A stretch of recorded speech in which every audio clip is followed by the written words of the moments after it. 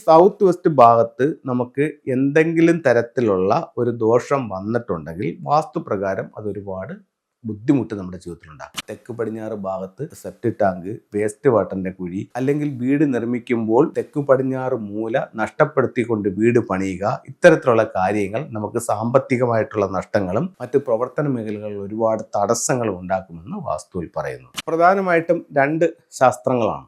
ഒന്ന് നമ്മുടെ ഭാരതത്തിൻ്റെ മഹത്തായ വാസ്തുശാസ്ത്രവും, രണ്ട് ചൈനീസ് വാസ്തുകലയായ ഫെങ്ഷുയും. അപ്പോൾ ഇത് രണ്ടിലും നമുക്ക് എന്തൊക്കെ കാര്യങ്ങൾ ശ്രദ്ധിക്കാം. ഇപ്പം നമുക്ക് മെയിനായിട്ടും നമ്മുടെ ജീവിതം നല്ല രീതിയിൽ മുന്നോട്ട് പോകണം, വാസ്തുപരമായിട്ട് നമുക്ക് എല്ലാ സൗഭാഗ്യങ്ങളും നേടിയെടുക്കാനായിട്ട് സാധിക്കണം. ഒരു വ്യക്തിക്ക് 3 തരത്തിലുള്ള ഭാഗ്യങ്ങളുണ്ടെന്നുള്ളതാണ് ചൈനീസ് വാസ്തുകലയായ ഫെങ്ഷുയിൽ പറയുന്നത്. ഒന്നെന്ന് പറയുന്നത് ജന്മനാ കിട്ടുന്നൊരു ഭാഗ്യം, അത് പലർക്കും പലതാണ്. അത് ഒരു വ്യക്തിക്ക് 40% ഉണ്ടെന്ന് പറയുന്നു. രണ്ടെന്ന് പറഞ്ഞു കഴിഞ്ഞാൽ 30% ഓരോ വ്യക്തിയുടെയും ചിന്തയും പ്രവൃത്തിയും ആണ്.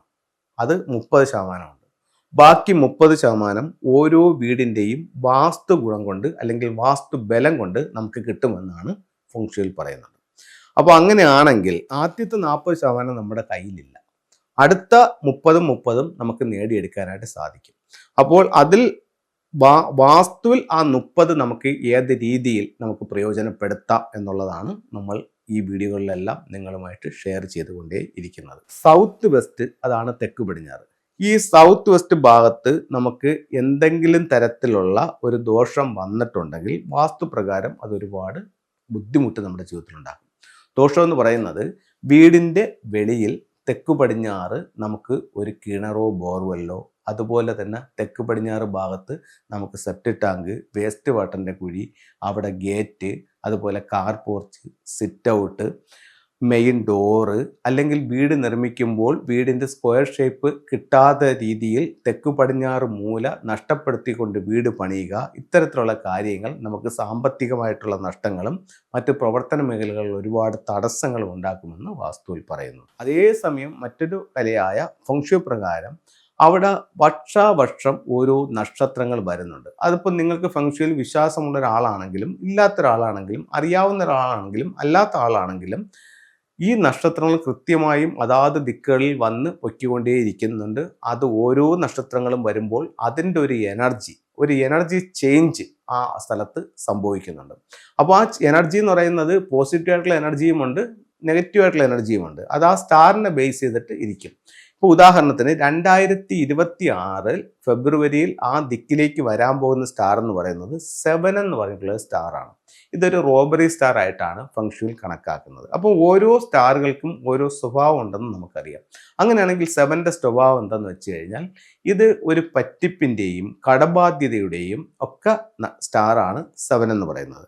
അപ്പോൾ അതിനെ നമ്മൾ ശ്രദ്ധിച്ചില്ല, നമ്മൾ ആ ഭാഗത്തെ ബെഡ്റൂമിൽ കിടക്കുകയാണെങ്കിൽ ഈ ഒരു വർഷം നമുക്ക് സാമ്പത്തിക നഷ്ടങ്ങൾക്കും കടബാധ്യതകൾക്കും കാരണമാകാനുള്ള സാധ്യത കൂടുതലാണ്.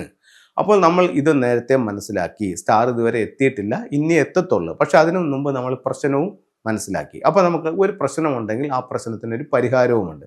അപ്പോൾ നമുക്ക് അവിടെ എന്ത് ചെയ്യാമെന്ന് വെച്ച് കഴിഞ്ഞാൽ അവിടെ ബ്ലൂ കളറുകൾ അല്ലെങ്കിൽ ബ്ലാക്ക് കളറുകൾ ഉപയോഗിക്കുന്നത് ഈ പ്രശ്നത്തിന് ഒരു പരിഹാരമായിട്ട് കണക്കാക്കുന്നുണ്ട്. ഇത് ഇവിടെ എന്താ സംഭവിക്കുന്നതെന്ന് ചോദിച്ചു കഴിഞ്ഞാൽ അപ്പോൾ നമ്മൾ ഫെങ്ഷുയിൽ 9 സ്റ്റാറുകളെ പറ്റി പറയുന്നുണ്ട്. ഈ ഓരോ സ്റ്റാറുകളും ഓരോ എലമെൻറ്റുകളാണ്. അപ്പോൾ ഒരു പഞ്ചഭൂത തത്വത്തിലാണ് ഫെങ്ഷുയി പ്രവർത്തിക്കുന്നത്.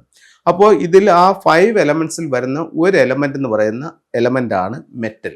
അപ്പോൾ ഓരോ നമ്പറുകളും ഓരോ എലമെൻറ്റുകളാണ്. 7 എന്ന് പറയുന്ന സ്റ്റാർ മെറ്റൽ എലമെൻ്റാണ്. അപ്പോൾ അവിടെ ഓൾറെഡി ഒരു മെറ്റൽ സ്റ്റാർ വന്നു കഴിഞ്ഞു, 7 എന്ന് പറഞ്ഞിട്ടൊരു മെറ്റൽ സ്റ്റാർ വന്നു കഴിഞ്ഞു. അപ്പോൾ നമുക്ക് എന്ത് ചെയ്യണം? ആ മെറ്റൽ സ്റ്റാറിൻ്റെ സ്വഭാവം എന്ന് പറഞ്ഞാൽ ഈ മേൽപ്പറഞ്ഞ നമ്മൾ നേരത്തെ പറഞ്ഞ രീതിയിലുള്ള മോശം സ്റ്റാറാണ്. ഇത്തരത്തിലുള്ള പ്രവർത്തനങ്ങളാണ് ഇതിൻ്റെ ഭാഗത്തുനിന്ന് ഉണ്ടാകുന്നത്. അപ്പോൾ ഈ സ്റ്റാർ നമുക്ക് നല്ലതല്ല. പക്ഷേ ഇതിനെ മാറ്റാൻ പറ്റുമോ? പറ്റത്തില്ല. അതെന്തായാലും ആ ദിക്കിൽ വന്നിരിക്കും. അത് വീട്ടിലായാലും ഷോപ്പിലായാലും ഓഫീസിലായാലും.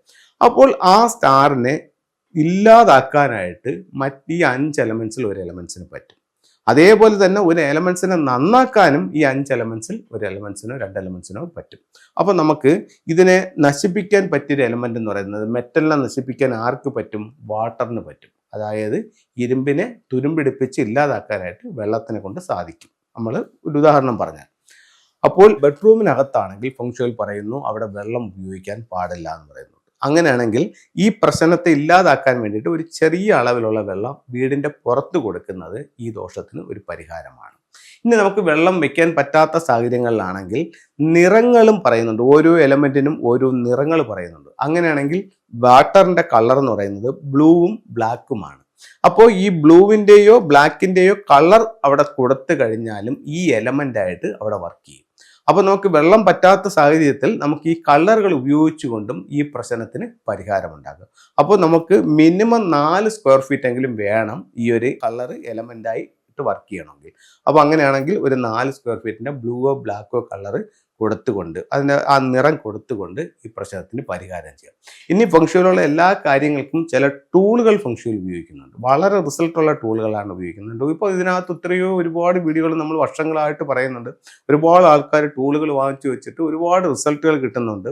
ഇപ്പം നമ്മൾ ഓൺലൈൻ കൺസൾട്ടിങ് എടുക്കുന്ന സമയത്തും ഇതിൻ്റെ പരിഹാരങ്ങളായിട്ട് ടൂളുകൾ എടുത്ത് പറയുന്നുണ്ട്. അത് നമ്മൾ അവർക്ക് കൊറിയറായിട്ട് അയച്ചു കൊടുക്കുന്നുണ്ട്. അതൊക്കെ അവർക്ക് അതിൻ്റെതായിട്ടുള്ള റിസൾട്ടുകളും അവരുടെ ജീവിതത്തിലേക്ക് കടന്നു വന്നുകൊണ്ടേ ഇരിക്കുന്നുണ്ട്. അപ്പോൾ ഇവിടെ ഉപയോഗിക്കേണ്ട ഒരു ടൂൾ എന്ന് പറയുന്നത് പിന്നെ ബ്ലൂ റൈനോ എലിഫന്റ് എന്ന് പറഞ്ഞിട്ട് ഒരു സ്റ്റാച്ചു വാങ്ങിക്കാൻ കിട്ടും. അപ്പോൾ അത് നമുക്ക് അവിടെ ഉപയോഗിക്കാം. അപ്പോൾ അത് കിട്ടാത്ത സാഹചര്യങ്ങളിലാണെങ്കിൽ അതിൻ്റെ ഒരു പിക്ചർ വെച്ചാലും അതിൻ്റെ ഒരു എനർജി കിട്ടും അവിടെ. അപ്പോൾ ഇത്തരത്തിലുള്ള ടൂൾ ഉപയോഗിച്ചുകൊണ്ട് നമുക്കതിനെ പരിഹാരം ചെയ്യാം. ഇനി നമുക്ക് ഫംഗ്ഷനിലെ ചിലപ്പോൾ ടൂളിനെ പറ്റി പറഞ്ഞിട്ടുണ്ട്. ആദ്യമായിട്ടാണ് നിങ്ങൾ ഈ വീഡിയോ കാണുന്നതെങ്കിൽ ഫംഗ്ഷനിയുടെ ചില ടൂളുകൾ എന്താണെന്നും അതിൻ്റെ ഉപയോഗക്രമം എന്താണെന്നും ഒരു 3-4 ടൂളുകൾ പരിചയപ്പെടുത്താം. ഇത് ഒരു ലക്കി ക്യാറ്റാണ്. അപ്പം നമുക്ക് കാണാം ഇതൊരു സോളാറിലാണ് വർക്ക് ചെയ്യുന്നത്. ഇതിൻ്റെ ഒരു ഹാൻഡ് ഇങ്ങനെ മൂവ് ചെയ്തുകൊണ്ടേയിരിക്കുകയാണ്. ഇത് സിംബോളിക്കായിട്ട് കസ്റ്റമേഴ്സിനെ ആകർഷിക്കുന്നു അല്ലെങ്കിൽ വെൽത്തിനെ ആകർഷിക്കുന്നു എന്നുള്ളതാണ്. അപ്പോൾ നമുക്കൊരു വ്യാപാര സ്ഥാപനമാണെങ്കിൽ ഇത് പുറത്തോട്ട് നോക്കി വെക്കാം.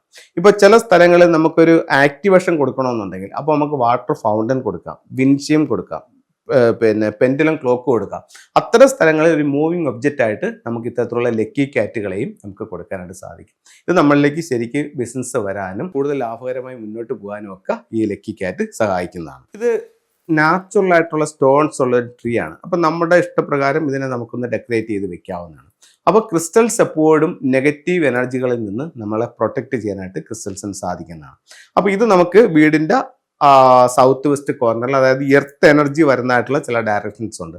അതാത് സ്ഥലങ്ങളിൽ ഇത് വെക്കുകയാണെങ്കിൽ അത്തരത്തിലുള്ള നെഗറ്റീവ് എനർജികളിൽ നിന്നും വീടിനെ സപ്പോർട്ട് ചെയ്യാനായിട്ട് നല്ലൊരു ടൂളായി ഫംഗ്ഷനിൽ ഇത് വർക്ക് ചെയ്യുന്നുണ്ട്. ഇത് ഒരു റൂസ്റ്ററിന്റെ സ്റ്റാച്ചു ആണ്, ഒരു പൂവൻകോഴി. ഇത് വീട്ടിലുണ്ടാകുന്ന അല്ലെങ്കിൽ ഓഫീസിലുണ്ടാകുന്ന കലഹങ്ങളെ ഒഴിവാക്കാനായിട്ട് ചൈനീസ് വാസ്തുകലയായ ഫംഗ്ഷി ഇത് ധാരാളമായിട്ട് ഉപയോഗിക്കുന്നുണ്ട്. ഇതിൻ്റെ ഡയറക്ഷൻ എന്ന് പറയുന്നത് വെസ്റ്റാണ്. ഈ വർഷം ഇത് വെസ്റ്റിൽ വെക്കുന്നത് കൂടുതൽ ഫലപ്രദമായിരിക്കും. എന്തുകൊണ്ടെന്ന് വെച്ച് കഴിഞ്ഞാൽ കലഹത്തിൻ്റെ നക്ഷത്രമായിട്ടുള്ള 3 ഈ വർഷം വെസ്റ്റിൽ വരുന്നുണ്ട്. അപ്പോൾ അത്തരത്തിലുള്ള കലഹങ്ങളെ കൊത്തിപ്പറക്കി അതിനെ ഒഴിവാക്കാനായിട്ട് ഇതൊരു നല്ല ടൂളായി ഫംഗ്ഷനിൽ ഇതിനെ ഉപയോഗിക്കുന്നുണ്ട്. അപ്പോൾ എല്ലാവർക്കും എല്ലാ ഐശ്വര്യങ്ങളും ഉള്ള ഒരു വർഷമായി 2026 ഭവിക്കട്ടെ എന്ന് പ്രാർത്ഥിച്ചുകൊണ്ട് നിർത്തുന്നു.